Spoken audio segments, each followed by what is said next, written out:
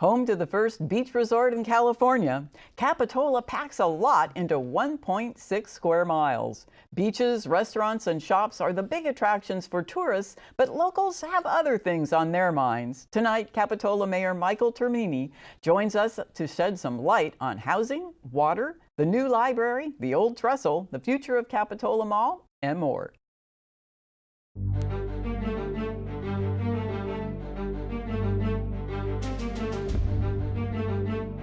Welcome back. Thanks for joining us, Capitola Mayor Michael Termini. Thank you very much, Becca. I'm very happy to be here. Well, we're happy to have you because there's so much going on in Capitola, and we're very excited to talk about some of those things. Please. Well, as you can imagine, Capitola is my favorite place. I travel constantly over the last 20 years since I've been involved with Capitola government. And there's one theme that runs through my life, and that is I'm always happy to come home. I have yet to find a place that I'd rather be. Ah, now how long have you lived in Capitola? Since 1972. So you've seen a lot. I moved to Capitola from the East Coast, and much different pace, much more beautiful, slower pace. I moved from Newark, New Jersey in the Manhattan metro area, and I found heaven, and I did it totally by accident. Yeah, so it's that just indoor compass sending you It must home. be. So Capitola in the 70s was a whole different kind of little, pretty quiet little town. Significantly, but I was drawn to it. And even though it was right at the turn where they were just getting their beach back, when I looked at the beach in Capitola for the first time in '72, well, there was none. And I watched the city grow, I watched it develop, I watched it not so much gentrify, but more villageify. It's become such a warm community. I love that people can approach me at any time, recognizable. When you're in city government in Capitola, you are front and center. You are approachable and you are reachable at any moment. My personal phone number has been on the website for 18 years, my email address, and I get the most interesting calls all the time. Oh, I bet you do. I bet you do. So, Yes. and you've been mayor more than once, right? This is my third time around. Well, so you must really, really like civic engagement. I really love it. I term out this year. I'll be a little sad. Stephanie Harlan, who's also a former mayor many times over, we've worked together for years, and it's been enjoyable. We've been on different sides of issues, and it's always been the warmest kind of relationship. And she and I will both be terming out. It'll be a change in both of our lives. So as you've been doing this, being involved with the city council and being the mayor of Capitola, have you seen it evolve in a way that you wanted? Has it turned out to be what you thought? There have been uncomfortable moments because there have been things that I wanted to put forward that I was very excited about. And the citizens are so engaged that they will always come out and tell you exactly what they feel. and this may sound like an uncomfortable moment, but as I look back on the years in the council, it's been important. I want to hear from the minority report. I want to hear from the citizens that look at things in a different way. And it's always tempered the way I've looked at them. And as many times as I've looked at an issue before a meeting and pretty much decided where I felt about it, the meetings have never failed to change my mind one way or the other, or tempered my attitude towards a particular issue. It's been a growth experience for me personally. So Capitola's kind of an engaged community. Oh then. my goodness, yes. Well, let's talk a little bit about the things that are coming up in this year that you have ahead of you. And one of the things that I noticed was a new housing development on Clare has been given the okie dokie. Yes. So talk a little bit about the concept of that. That's the first time that the density bonus, the state density bonus, has been imposed on Capitola's community development. We were a little bit uncertain about it. We felt that the state was sort of preempting our need to control the growth of Capitola. Actually, thankfully, the developer's architect, Bill Kemp, who's a local architect, designed a fabulous project. He didn't take it over the top. He didn't even press the density bonus as far as he could have pressed it. He made something that was rational, that was attractive, that utilized the density bonus, which, if you put some affordable housing in the development, allows you to go a little over the local standards as far as density. And so far, so good. Mm-hmm. And it sort of just fits right into that little slot there. Exactly. And that's the art of the architect. Mm-hmm. Not just to design something that they want to see built, but to design something that fits in the community Mm-hmm. and fits in the streetscape. And he did a remarkable job on that. And it also addresses the huge need for more Section 8 housing. Oh my goodness, yes. And you know, we're 1.6 miles, square miles, as you said. So there is no dirt left in Capitola. And that's evidenced by the cost of the homes, even the ones that are going to be knocked down. To buy a 3,000 square foot lot in Capitola could cost close to $1 million, depending on where it is. And it's difficult. We do have some large developable parcels that have small strip centers on them now, and that we have given the go-ahead to go a couple of stories so that we can have 2 stories of housing, retail on the first floor. Pretty rational way to go.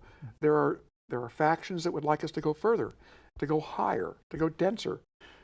So there's a certain tension between the needs of the community at large, the greater community of Santa Cruz County, and the needs of Capitola to keep everything within scale. Yeah, and then that is the big balancing act. Always. Now, right across the street is the Capitola Mall. Yes, it is. The new owners of the mall, Merlone and Geyer, have some really wonderful plans for it. They're planning on opening it up more, having more destination attractions inside, probably having a gaming center, maybe putting a movie theater in, putting a great entry, redoing the entry, moving the transit center slightly off to the side rather than being right at the front of the entrance, and not only beautifying the mall, but changing its approach to a destination for activities rather than just a pure retail, which, you know, pure retail has come under some fire lately. So they've taken it to heart. They've done this before with great success. Oh, So we're looking forward to it. wow. So so there's a movie theater right across the street. There is, and you know, I have to tell you, just like hotels, people say, well, do you want to build another hotel in Capitola? You're going to oversaturate the market. They said the same thing when we had approved the building of the Fairfield. They said, oh my goodness, another 150 rooms. They're going to be empty. There are no hotels in Capitola that stay empty. 80 to 90% occupancy year round.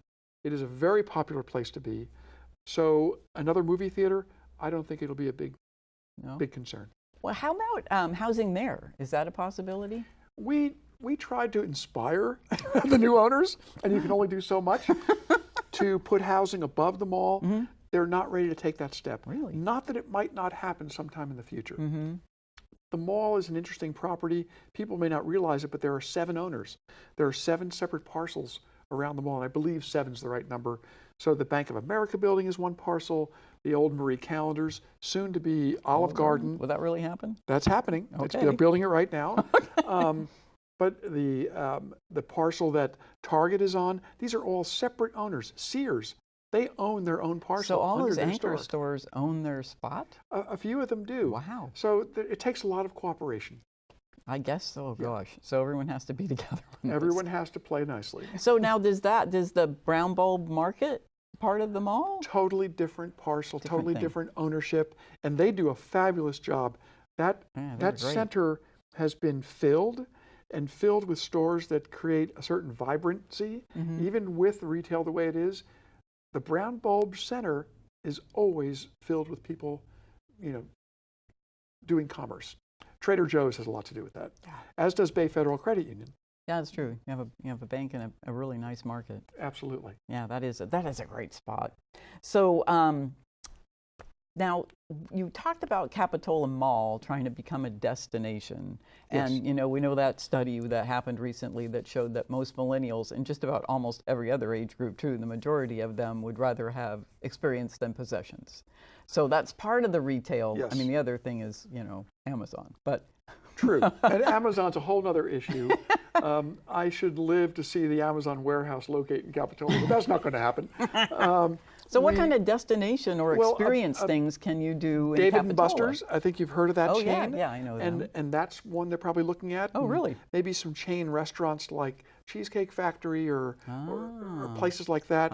And more gathering spots where communities members can come and go to the movie or have dinner or play some games at you know, a So more destination place. entertainment. More entertainment, more meeting, more experience rather than possessions. So how about Capitola downtown, where the Esplanade is? Is there anything? Are you thinking of anything like that to The use heart there? of Capitola, yes. We're going to be rebuilding the jetty, Ah, and it will be more stable. We're trying to stabilize it because it's been up there for many years, Oh, 50, almost 50 years. I didn't know that. And you know, when you pile rocks out into the ocean, Yeah. eventually the ocean wins. So the rocks are starting to settle down and splay out. So we're going to be doing a little rebuilding out there. We're planning on completely redoing Esplanade Park, where the big planters are in the trees, putting up artistic shade pieces along the seawall, having more open space and seating space for people during the day and during our concerts and other events. So that will undergo a large change, a larger beach shower area with an art component of mosaics in the Modesty Wall. We're going to be redoing our wharf, iconic Capitola piece. The voters were kind enough to vote us in some tax money a couple of years ago. We're saving that up. We're getting ready to spend many millions of dollars rebuilding our wharf, making it stronger, making it more resilient. We won't be adding any more intensity to it. There'll be no parking on there still, and there won't be any more structures. There'll still be just the restaurant and the boat and bait, but they need freshening up. The restaurant is in sad shape. Boat and bait building has been beaten by the storms for years and years. Yeah. So I think the citizens of Capitola will enjoy the new wharf. So does the city own those buildings? Yes, we do, and we rent them to the lessees. Okay. And we have a long and hopefully mutually prosperous relationship with them. Oh, yeah. We keep a little fund aside for always repairing the wharf, but it's just not enough to keep up with when you lose one piling and you want to replace a single significant piling, it costs $50,000. If you want to replace 50 pilings, they're not $50,000 each. And that's what we want to do. We want to clad some existing pilings. We want to add an additional row on the narrow part of the wharf, because the narrow part of the wharf is the most in peril to the weather. The waves come in and they hit that narrow section of wharf, and if they take one piling out, that's half the support of it. If we have a trestle of 3 pilings along that whole stretch, it's more resilient, it's stronger, it can hold up to wave action. Well, speaking of trestles. Yes, another one of my favorite subjects. Another one of the iconic things about Capitola is that railroad bridge that goes over the city. And it hasn't been used in about a year because it just can't, the trains can't get up to speed, as it were, on that trestle. So what's the plan for that? Well, you know, we love the trestle. Everyone loves the trestle. We love the view. We love the look, the historic nature of it. And yet it gives us great distress because we're worried that it just cannot hold rail traffic in its present state. We've asked the RTC to do a new engineering study, which is it's due to be done. The last engineering study said 5 miles an hour max. Gee. At 5 miles an hour, it's a pretty slow trip across the trestle, and that was 5 years ago, or almost 6 now. We're worried that in those 6 years, it has deteriorated to the point where it just is not able to hold the rail. And I don't want to make you think that this is some backdoor effort to stop the rail and trail effort. In no way, shape, or form is that the case. I am purely interested in the safety of the citizens of Capitola. It is the only trestle in the entire rail line that runs over homes. So when I think of locomotives up there, train cars, if it comes to pass that becomes the path and that becomes the use, we want to make sure the souls living below it are safe. So true. Yes. So is the plan to reinforce it, or? I don't know what the plan is because the study has yet to be done by the you're RTC. Waiting to see. We're ardently anticipating that. We want to feel relieved. We want to feel confident that it will hold train traffic, or if it can't, we want to feel that the RTC is ready to rebuild it in such a way that it remains a historic structure and it is strong enough to hold the trail cars. Well, that'll be interesting to see what happens. That Very. is such a beautiful thing that That's lovely. it's just been up there forever. And frankly, I've lived next to that trestle for many, many years. And I've lived on Wharf Road, view of the trestle. I live on Upper Riverview, full view of the trestle. and the vision of trains going across that trestle, and I've seen them hundreds of times. It's thrilling. I kind of like it, and yet I'd like them to stay on the trestle. Well, I think you're right there. I Yes. don't think you'll get any argument from anyone. True. That's an excellent position for the mayor.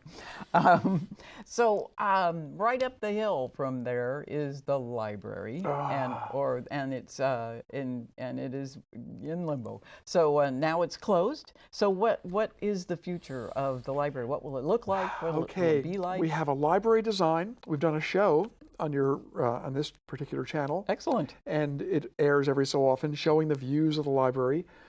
It's been designed by a famous architectural firm that does libraries, Nolan Tam.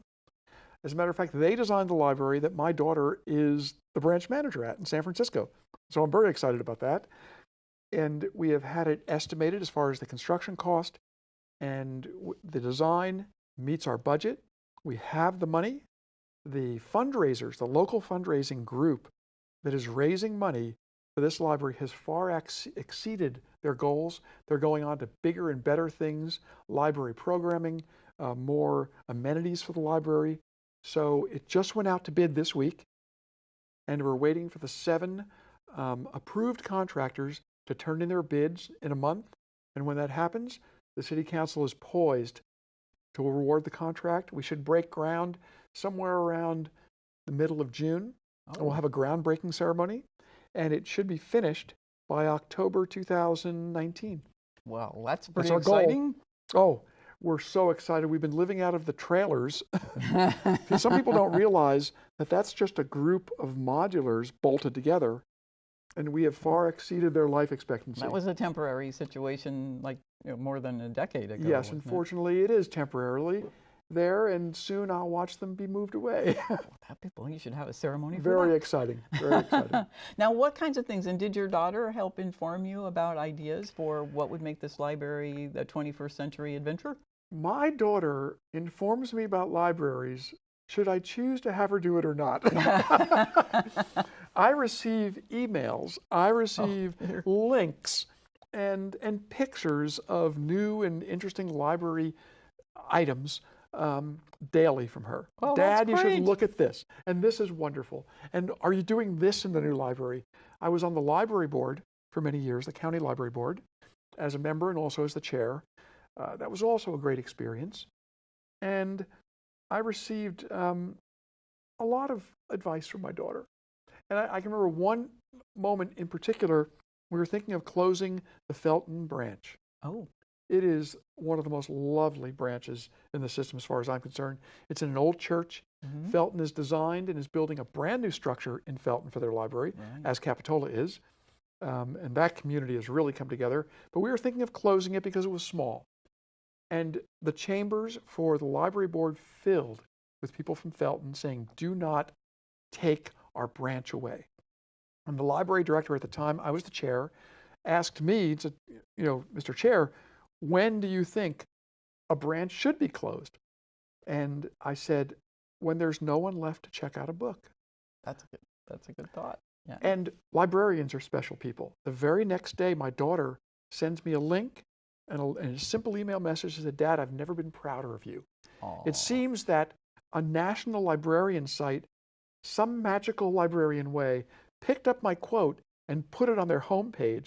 And she saw it that morning. And I said, there's nothing you can say that librarians don't know. No. So that was good. That is good. So in answer to your question, absolutely.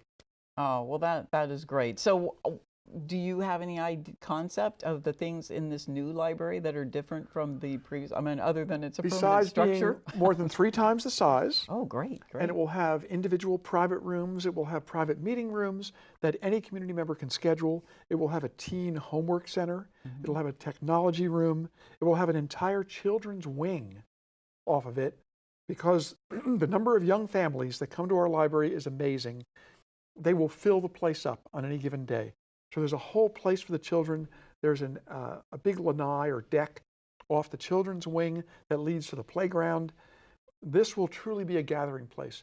It will have a community room that's available even when the library is not open, to be rented at a very reasonable rate from the library system. It holds more than 100 people. It will have audio video tech capabilities. It'll have a little kitchen so food can be served in the room. This is exciting for the community. How does it? That sounds really great. And we'll have a fireplace. A fireplace? You can sit by the fireplace and read. Oh my gosh. Yes. Well, that's the best thing yet. Yes. Not really 21st century, but still very cool. And we can go back. And instead of having a lot of computer carols or little centers where there's 6 computers and they're scattered around, they take up a lot of space. They dedicate the desk area for computers. You'll be able to go to the front desk, bring them your library card and check out a laptop, go anywhere in the library and sit down and use it. Perfect. That's excellent. Yes, we love it. Oh, well, it sounds really fun. So, okay, so let's move on to a couple other things. There's so many things happening in Capitola. Yes. I want to get you to comment on them all. So I guess there's a recent study about saltwater incursion in the Saltwater water supply. intrusion. Intrusion, yes. Yes, we work hand in hand with Soquel Creek Water District. They come and inform us regularly. There are big concerns. And that is also in tension with the push to have more housing. With more housing are more people. With more people, there's more water. We're overdrafting the wells in the Soquel Creek Water District. Oh. So we're very proud of the Soquel Creek Water District. Over the course of the last 20, 30 years, they've actually decreased the draw on the system. And that's due to their efforts with water offsets, where if someone's going to bring something in, they have to do something in the community that helps save water. The community really stepped up a couple of years ago when the state of emergency was declared and saved water at a remarkable rate. So we're watching it closely. Soquel Creek Water District just received a sizable grant to help them move forward with injecting water into the salt, the wells that have salt intrusion, and sort of pressurizing them with more fresh water to help stave off the ocean's, impending coming into our water supply. I know. Wow. So it's a delicate balance, and you should have some of the folks from Soquel Creek Water just to come and talk about that, because it is a science, and most of them are scientists. Well, it's good to have them on your team. Yes. So speaking of water, I understand that there is the Begonia Festival gone, since no begonias, but possibly a water festival. You are hitting on all my favorite topics. This is great, Becca. And I happen to be chairing this particular effort because I didn't want to see our summer festival go, our end of summer festival. So naturally, no more begonias. We've made it into the Capitola Beach Festival. We have pared it down, taken it out of Labor Day, and put it at the last weekend in September. Still great weather. And we've reduced the number of events. So we'll have the Golden Five, as we call them. We'll have horseshoes, rowboat races, fishing derby, sandcastle, and nautical parade.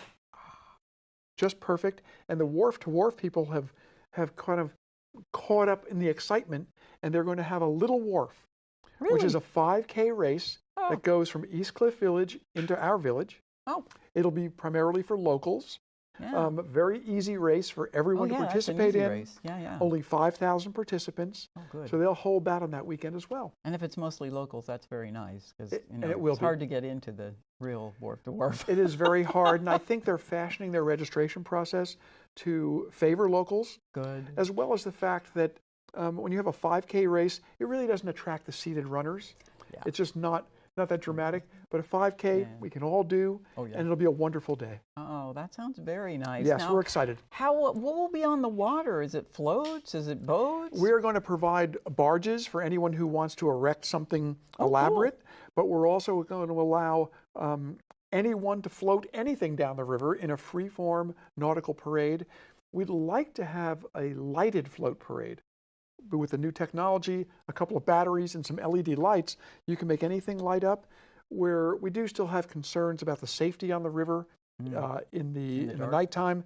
So that's a council decision to come up with, whether or not it'll be a lighted float parade or just a parade free-form for everyone to take part in, whether it's a rowboat race or a rowboat float or a stand-up paddle float or a full-on 10 by 10 barge that someone will build some fanciful thing on. Well, that sounds very fun. So they don't have to be made of flowers. No, they don't. They can be. They were beautiful. They were fabulous. And until someone starts growing things in Capitola again, We're going to have to just wait.